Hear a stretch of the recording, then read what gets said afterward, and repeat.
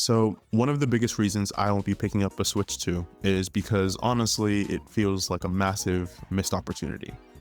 At this point, Nintendo could genuinely have it all, but they just don't seem to care enough to push for it. Like a lot of big companies today, they're playing it safe, they're making decisions to keep shareholders happy instead of swinging for the fences like they used to. But playing it safe doesn't have to mean doing the bare minimum. The community's been loud and clear about what we want, and Nintendo knows exactly what people are willing to spend their money on.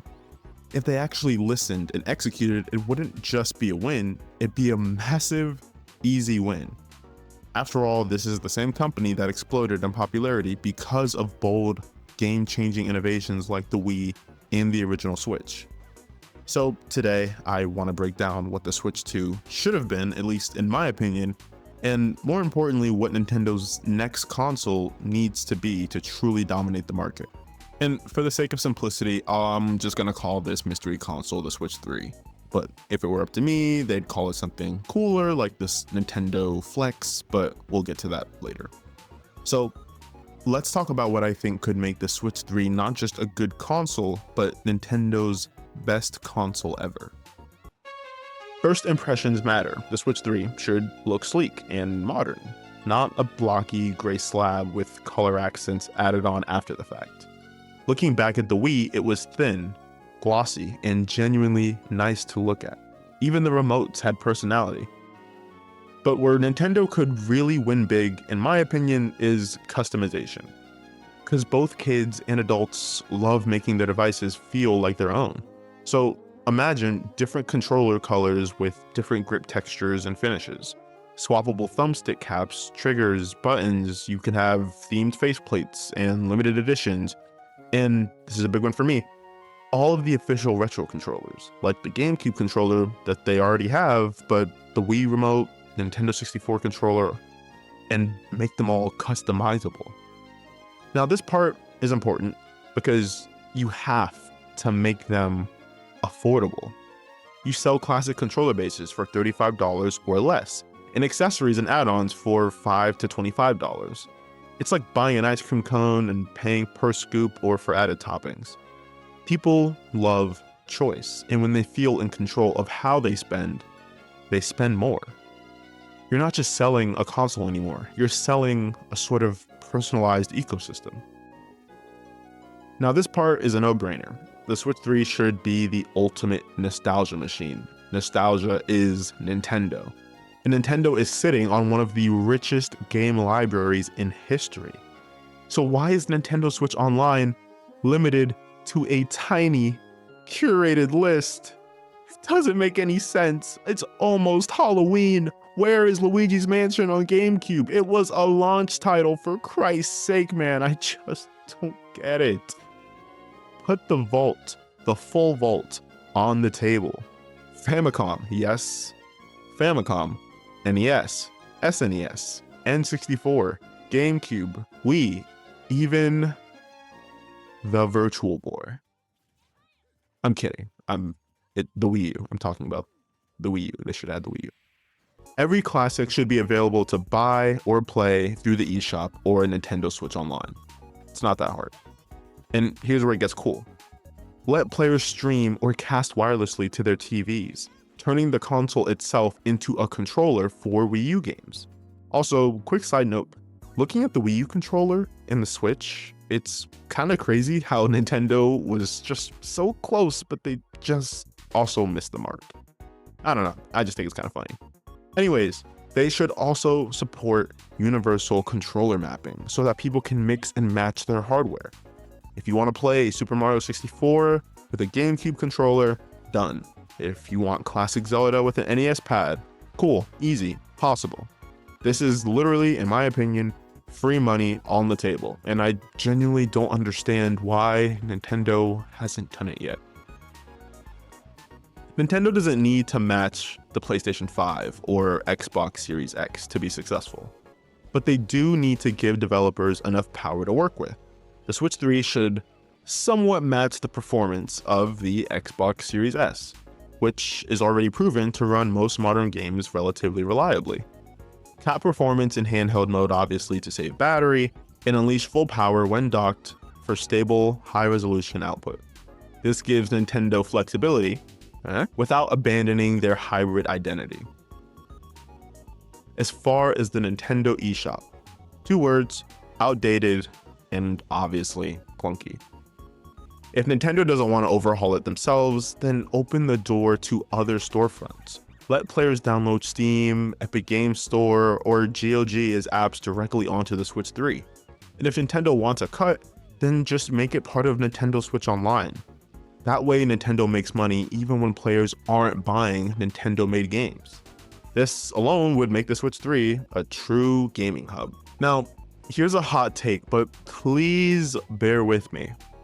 Nintendo shouldn't be making a bunch of games right now. Again, they have a massive catalog of old games that they could profit from if they just make them available.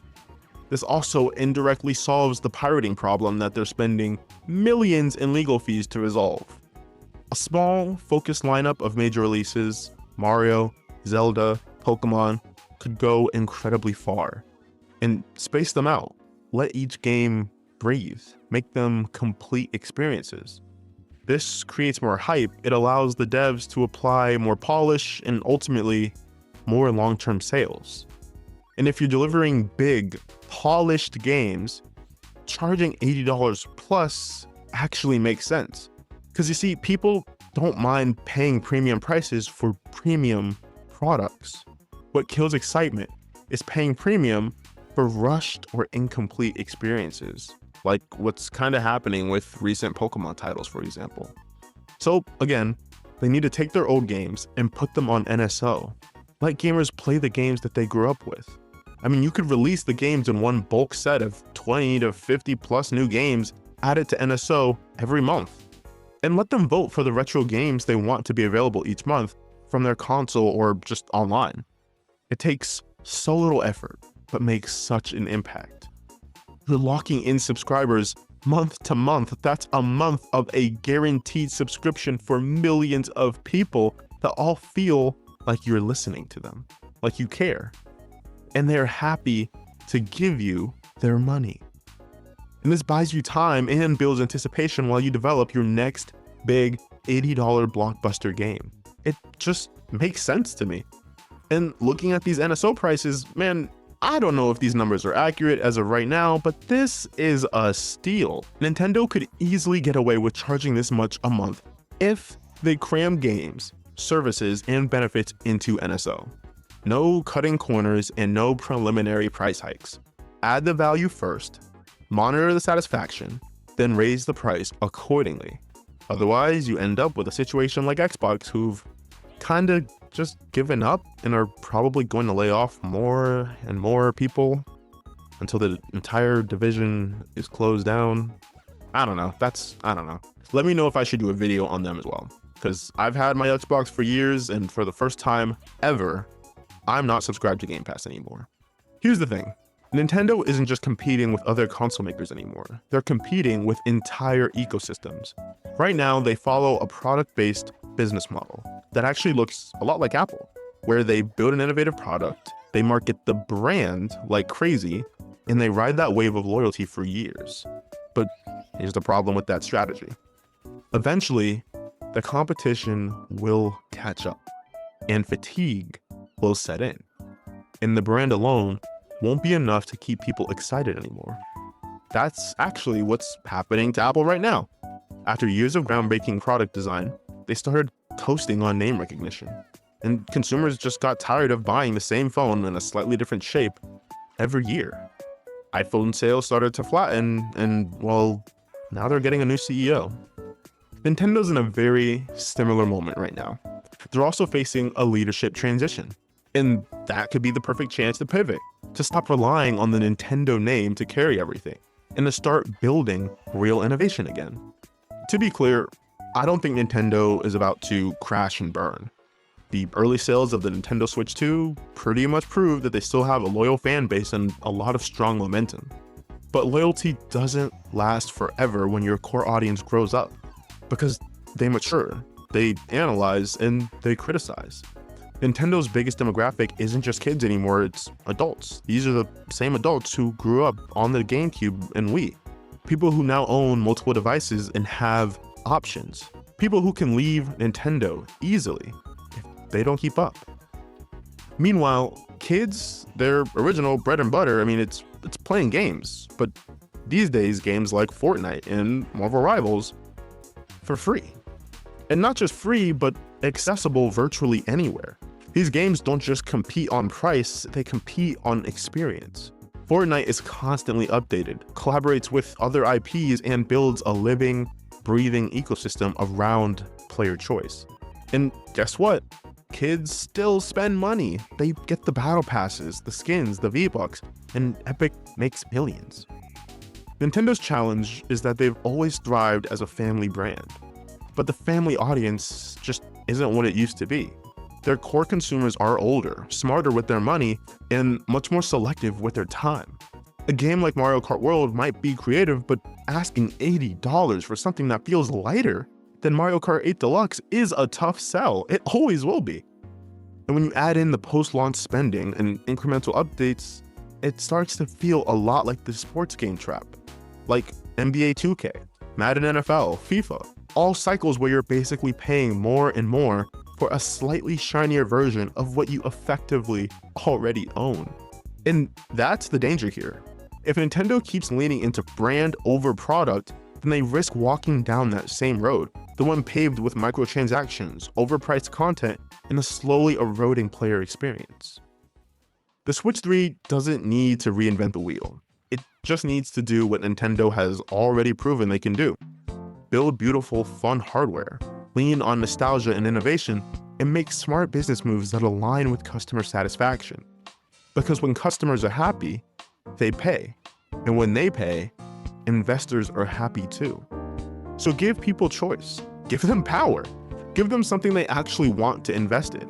They could do it better than Sony, and they damn sure could do it better than Xbox.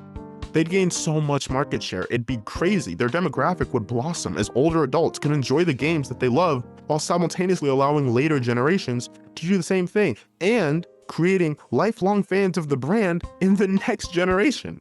If Nintendo does that, the Switch 3 wouldn't just sell, it would be a phenomenon, producing revenue for years and years to come. But these are just my thoughts. What I think would help Nintendo thrive long term. But I want to hear it from you. Do you agree? Do you think Nintendo should lean into personalization and innovation again? Or do you think the brand is strong enough to carry them forward? Drop your thoughts below, because at the end of the day, Nintendo doesn't exist without its community, without us.